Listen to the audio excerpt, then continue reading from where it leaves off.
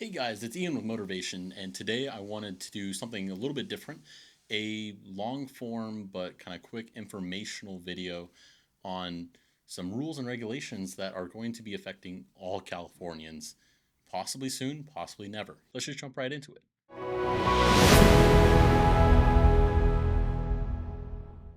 California is working on a new tire regulation right now, and if you're into cars, work in the aftermarket, sell tires, or honestly just own a car in the state of California, this is something you should probably know about. I've seen a lot of things, honestly, lately about California banning aftermarket tires, and honestly, that's not what's happening. There's a major proposed regulation that could change what replacement tires can be sold in the state of California. It's called the Replacement Tire Efficiency Program, and it's being developed by the California Energy Commission. The basic idea is pretty simple. California wants replacement tires to become more energy efficient by regulating something called rolling resistance. Lower rolling resistance means less energy is required to move the vehicle, which can improve fuel economy on a gas vehicle and increase range on an EV. California's argument is that replacement tires generally aren't as efficient as tire manufacturers originally put on new vehicles.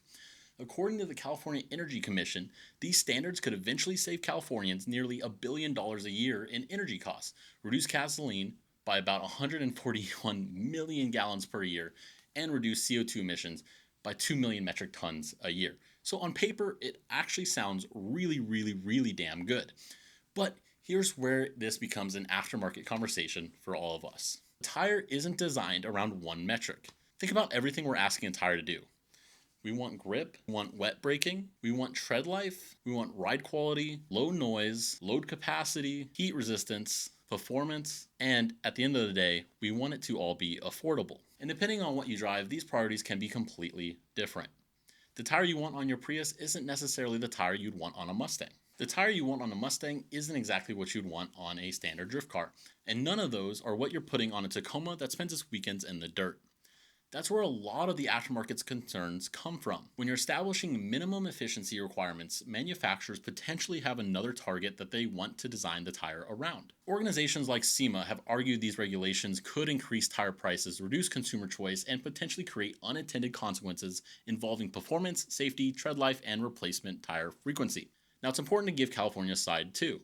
The California Energy Commission believes the standards are technically achievable without compromising tire safety or longevity. So we've got two very different arguments being made here. And here's something that's been getting missed in a lot of the posts I've seen about this. California has already changed the proposal. After receiving public and industry feedback, the California Energy Commission released several revisions on July 17th. The first phase pushed back to tire manufacturers beginning 2029. The more stringent second phase would apply in 2033. They've already created several exemptions for a pretty substantial list of specialty tires as well.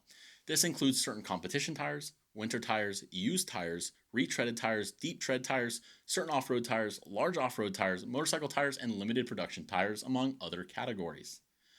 So, hindsight, and honestly, no, California is not simply banning aftermarket performance tires. There's an incredibly important distinction that is going on. But that also doesn't mean enthusiasts or the aftermarket shouldn't be paying attention, because these regulations still affect a massive replacement tire market.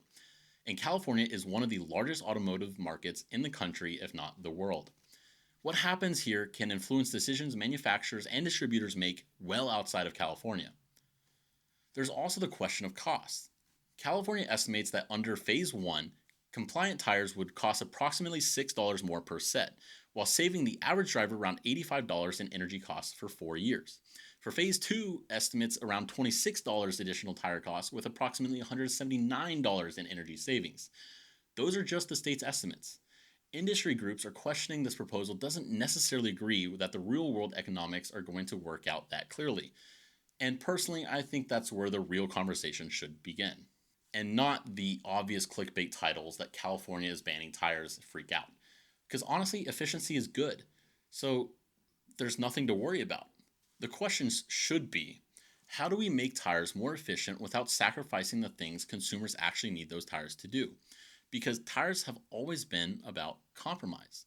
A 70,000 mile touring tire, a 200 treadwear performance tire, a mud terrain, an EV focused low rolling resistance tire are all trying to accomplish completely different things.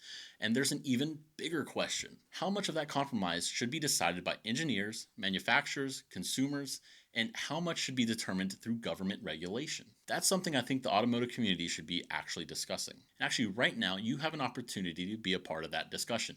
The California Energy Commission has opened another public comment period in revised regulations. The deadline is August 3rd, 2026 at 10 a.m. Pacific time. And here's the part that I think is especially important. Public feedback has actually changed these proposals already. So just instead of reposting something on Instagram saying California is banning tires, actually read what they're proposing. Look at the exemptions, look at California's reasonings, and then look at SEMA and what the other industry partners are saying. And make your own decision and submit a comment.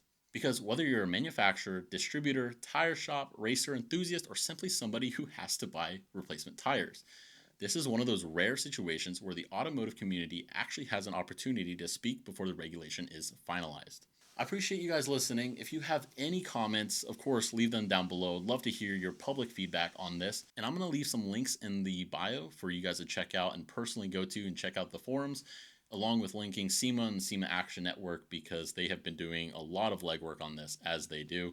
So again, make sure to check those out. Voice your public opinion. This really does affect everybody from if you have a car in the state of California, you sell tires, you work at a tire manufacturer, anybody who has to do anything with cars in the state of California, which as if you know you live here, it's everybody. So again, drop a like, of course, subscribe to the channel. Love to hear your feedback if you're watching on Instagram, or if you don't have us on Instagram already, make sure to go follow Motorvation. Again, this is Ian, and I hope to see you guys in the next one.